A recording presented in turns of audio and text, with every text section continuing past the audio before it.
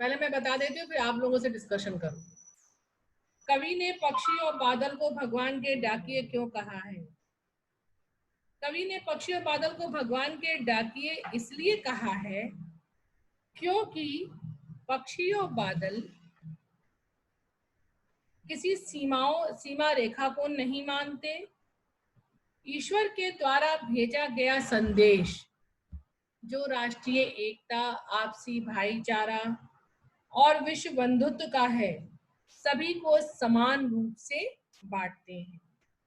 पक्षियों के द्वारा फूलों की सुगंध दूर दूर तक, देशों तक जाती है और बादल, एक देश के भाप से बना बादल दूसरे देश में जाकर वर्षा करते हैं।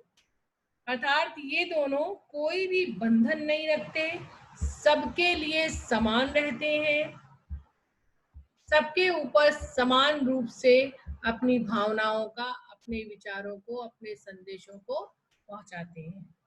इसलिए इनको भगवान के डाकिया अर्थात भगवान का संदेशवाहक कहा गया है।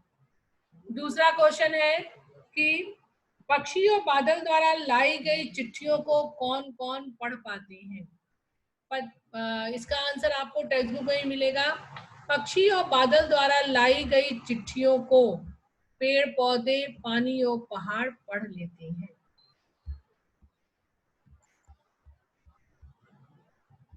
थर्ड क्वेश्चन है, किन पंक्तियों का भाव यह है? भाव दिया हुआ है और ये पूछा गया कि कौन कौन सी पंक्तियां हैं। पक्षी और बादल प्रेम, सद्भाव और एकता का संदेश एक दूसरे देश को भेजते हैं।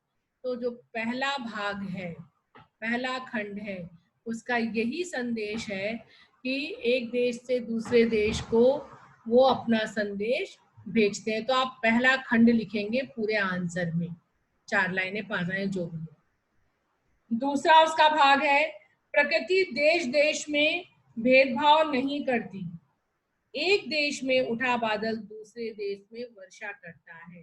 तो इसका ऑब्वियसली सेकंड भाग है। यानी कवि ये कहना चाहता है कि जो बादल जो बनते हैं दूसरी जगह, वर्षा सबको बराबर रूप से देते हैं, ऐसा नहीं किसी को दे रहे हैं किसी को नहीं दे रहे हैं, समानता का भाव। तो उस आंसर में आप सेकंड पैराग्राफ लिखेंगे। First 3 answer you understood. First मैंने समझाया, उसको सुनना।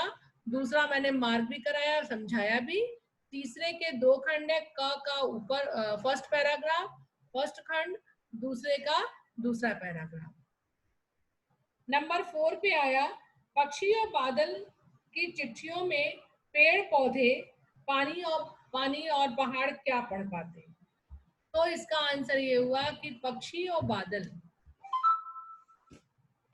बादल की लाई हुई चिट्ठियों को पेड़ पौधे, पानी और पहाड़ ईश्वर के द्वारा भेजा गया संदेश पढ़ लेते हैं।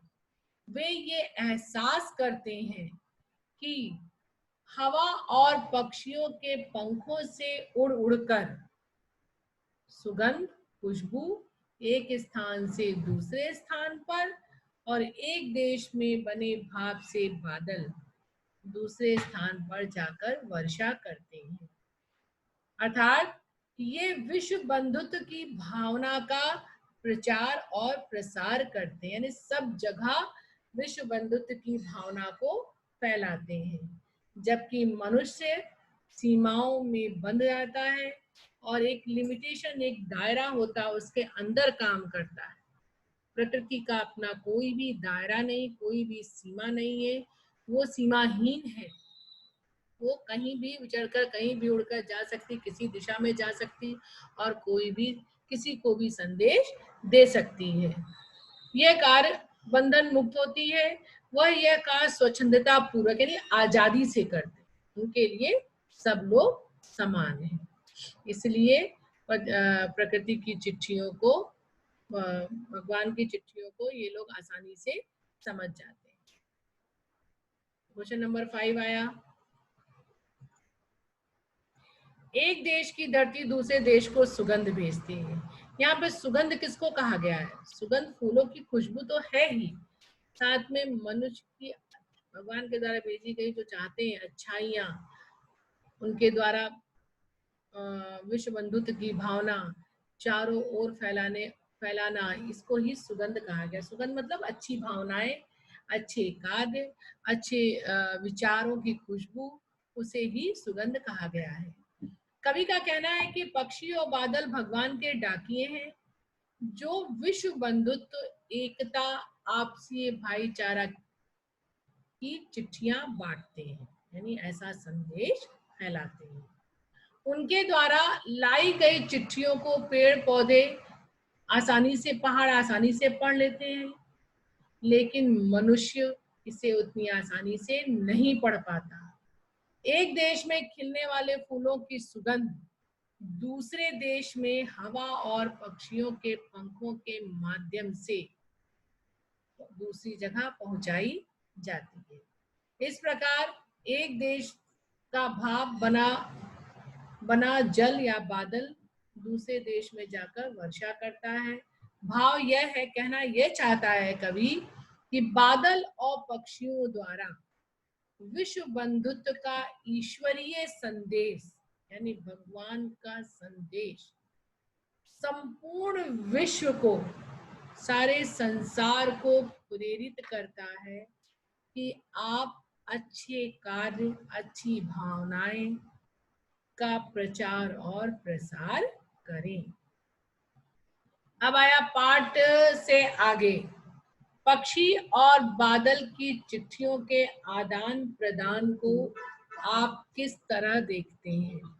तो उसका आंसर ये हुआ कि पक्षी और बादल की चिट्ठियों के आदान प्रदान को अच्छाइयों के प्रसार की दृष्टि से, यानी अच्छी भावनाएं, अच्छे कार्य के प्रसार की दृष्टि से देखा जाना चाहिए।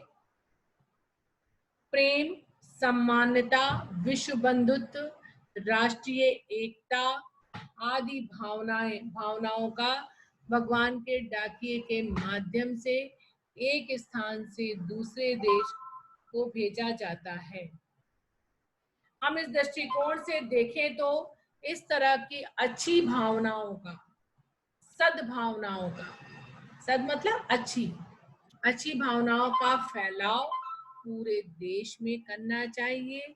यही ईश्वर की इच्छा है जो अपने संदेश वाहक के द्वारा चारों ओर फैलाना चाहते हैं।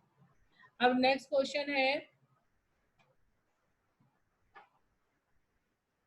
आज विश्व में कहीं भी संवाद भेजने और पाने का एक बड़ा साधन इंटरनेट है। पक्षी और बादल उसकी चिट्ठियों की तुलना इंटरनेट से करते हुए 10 पंक्तियां लिखी। सिंपल है। इंटरनेट का महत्व लिखना है, हमने पहले भी चैप्टर में पढ़ा था कि इंटरनेट का महत्व क्या है। आज विश्व में आधुनिक टेक्नोलॉजी आ गई, संचार के माध्यम बदले, जिसमें एक इंटरनेट भी है। तो इंटरनेट विश्व में कहीं भी संवाद भेजने और पाने का एक बहुत बड़ा साधन है, और जिसके द्वारा हम घर पर बैठे बैठे व्यक्ति जब चाहे, मनुष्य जब चाहे, जहां चाहे घर बैठे बैठे बात कर सकता है, अपने विचार लिखकर भेज सकता है और एक दूसरे का उत्तर भी पा सकता है। लेकिन ये तो इंटरनेट का कार्य है। पक्षी और बादलों का क्या कार्य है? पक्षी लेकिन इंटरनेट जो भी संदेश भेजेगा वो पर्टिकुलर पर्सन के लिए भेजेगा। मान लो हम संदेश भेजेंगे तो हम जिसके लिए भेजे उसको ही मिलेगा, सबको नहीं मिलेगा वो संदेश, जो भी संदेश भेजेगा। लेकिन दूसरी ओर बादल और पक्षी जो भगवान के डाकिए हैं, वे पूर्णतया शांत रहते हैं। वो चुपचाप अपना संदेश एक जगह से दूसरी जगह तक विश्व बंधुत्व की भावना को फैलाना चाहते हैं।